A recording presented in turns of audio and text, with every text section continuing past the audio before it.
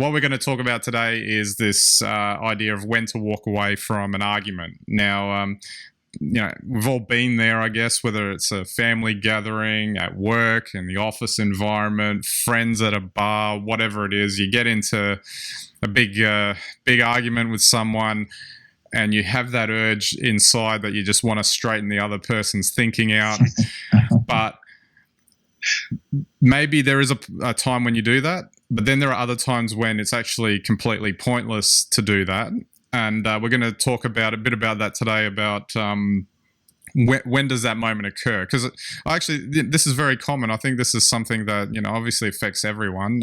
I can't imagine there isn't a single person who hasn't experienced something like this in the past, or on a regular basis, depending on where they are. And you can, I guess, save yourself an ulcer or two if you know when to when you know when to walk away. So I just want to start with, I'll give you an example. So working in an office environment, I'm in a position where I have to feed along a lot of processes and procedures to other staff, and there was one particular procedure that came up that affected around 30 people, and I sent out an email with instructions saying, all right, to do X, Y, and Z, you have to do A, B, and C, etc., etc. One of the people comes back with an email. If anyone doesn't know how you properly address an email, you usually say, hello, so-and-so. You try and keep it all very professional, and then you sign it off with a signature block. So the email I get back didn't address me. It didn't have a signature on it, and it was written in the vernacular of an upset teenager writing a text message. And on top of that, it was clear he hadn't read the instructions I'd sent about what to do.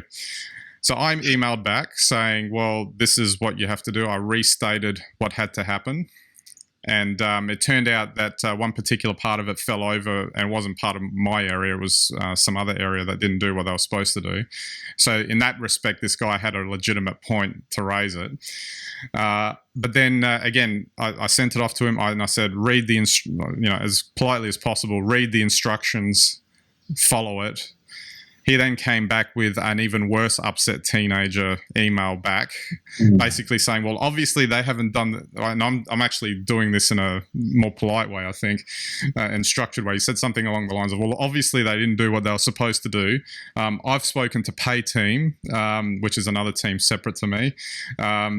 They've told me to go and talk to these other people, which I have done.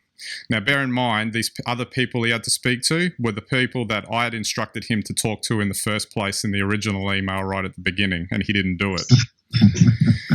Now, when I got... This is right next to you? No, he was thankfully on another floor. So when that second email came back and I saw the childish way it had been written, that was when I had that initial reaction of like that. You get that angry, I'm going to go down there and sort him out.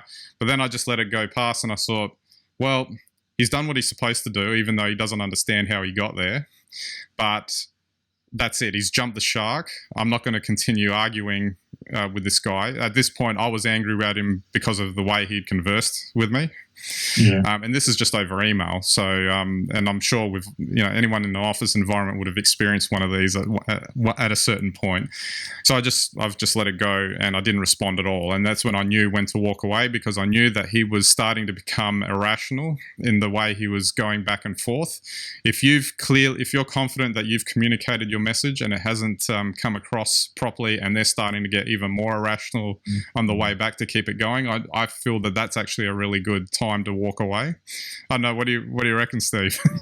Oh yeah, I think basically whenever you really feel the urge, I think experience has now taught me, when you feel that whatever it is, that surge inside you, it's probably a sign to count to 10 and just let things be. I mean, it's a really tricky situation at work because by and large, even if behaviour such as this, which is unacceptable, arises, there's usually other factors involved that have nothing to do with you, and you just end up copying it.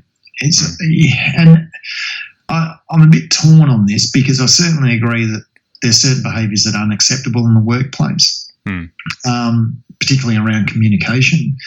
But by the same token, I'm a bit of a humanist, and I kind of like to think that I can forgive. Now, it's very hard, or mitigate unacceptable behaviours, because there's usually something else driving it. Very few people who actually work any length in an office are truly obnoxious, although there are exceptions. Yeah.